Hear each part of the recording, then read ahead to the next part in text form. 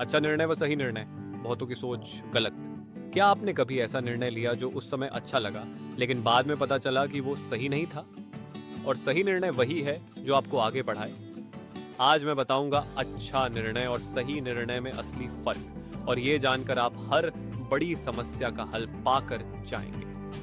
अगर आप जिंदगी में बेहतर फैसले लेना चाहते हैं तो यह वीडियो अंत तक देखें। नमस्कार दोस्तों, स्वागत है डिजिटल नॉलेज में, जहां हम जटिल बातों को आसान शब्दों में समझते हैं। अगर आपने अभी तक YouTube चैनल को सब्सक्राइब नहीं किया है तो कृपया ऐसे जल्दी से सब्सक्राइब करें और हमारे हर वीडियो पर कमेंट करें। चलिए जल्दी से शुरू करते हैं आज का टॉपिक, अच्छा निर्णय वर्सेस सही निर्णय, गुड डिसीजन और राइट डिसीजन। हम अक्सर कोशिश करते हैं अच्छे निर्णय लेने की, वो निर्णय जो उस समय सबसे सही लगे। लेकिन अच्छा निर्णय केवल वर्तमान परिस्थिति के हिसाब से सही लगता है।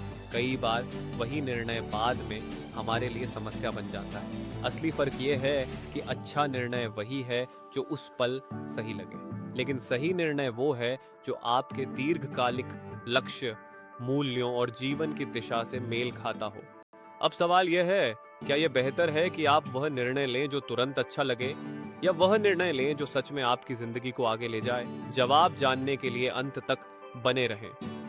मान लीजिए आपके पास एक अच्छी सी निजी नौकरी है, हर महीने सैलरी, छुट्टियां, फायदे, इसलिए यह अच्छा निर्णय लगता है क्योंकि आज आपको कुछ सुरक्षा मिलती है। लेकिन एक 4 लोगों वाले परिवार के लिए आम तौर पर प्रति माह लगभग 80,000 से बात 1 लाख तक खर्च की जरूरत होती है, जिसमें भोजन, बिजली बिल, शिक्षा, यात्रा और जरूरी खर्च शामिल हैं। बड़े शहरों में अगर आप किराए पर रहते हैं तो यह राशि और भी बढ़कर 1,20,000 तक हो सकती है। इस स्तर की आमदनी के बिना परिवार की जिम्मेदारी संभालना मुश्किल हो जाता है। दूसरी तरफ वही व्यक्ति अपने जुनून और नए आइडिया के साथ खुद का बिजनेस शुरू करना चाहता है। बिजनेस शुरू करने में जोखिम ज्यादा है, पैसा तुरंत नहीं मिलता और मेहनत दोगुनी होती है।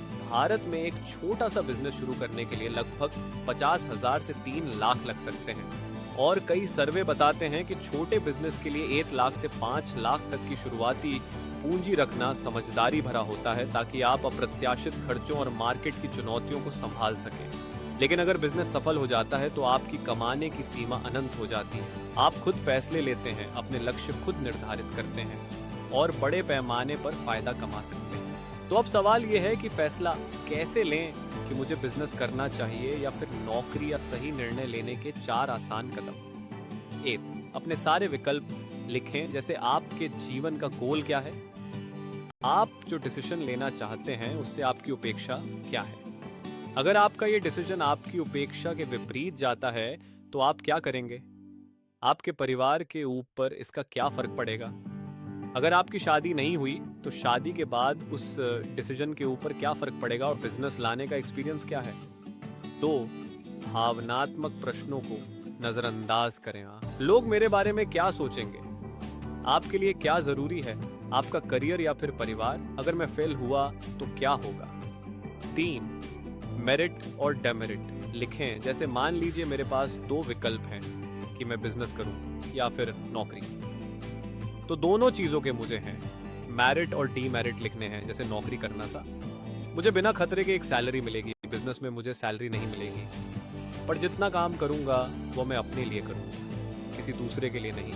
नौकरी में जैसे ही महीना निकलेगा मुझे सैलरी मिल जाए, पर शुरू के साल में बिजनेस में कुछ पैसों के लिए कई महीने इंतजार करना पड़ सकता है। जोखिम बिजनेस में ज्यादा है, नौकरी में कम है, नौकरी से मुझे कभी भी निकाला जा सकता है। दूसरी तरफ बिजनेस में से कोई निकाल तो नहीं सकता, पर बिजनेस एकदम से ठप पड़ सकता है। सैलरी दिए धीरे बढ़ेगी, बिजनेस एकदम से भी बढ़ सकता है। 60 साल के बाद मेरे पास नौकरी करने की ताकत नहीं होगी, और न ही मुझे कोई नौकरी देगा, मुझे सेविंग करनी होगी, क्योंकि 60 साल के बाद मेरी कोई सैलरी नहीं हो। नौकरी करने मुझे किसी भी तरह की में इन्वेस्टमेंट की जरूरत नहीं है।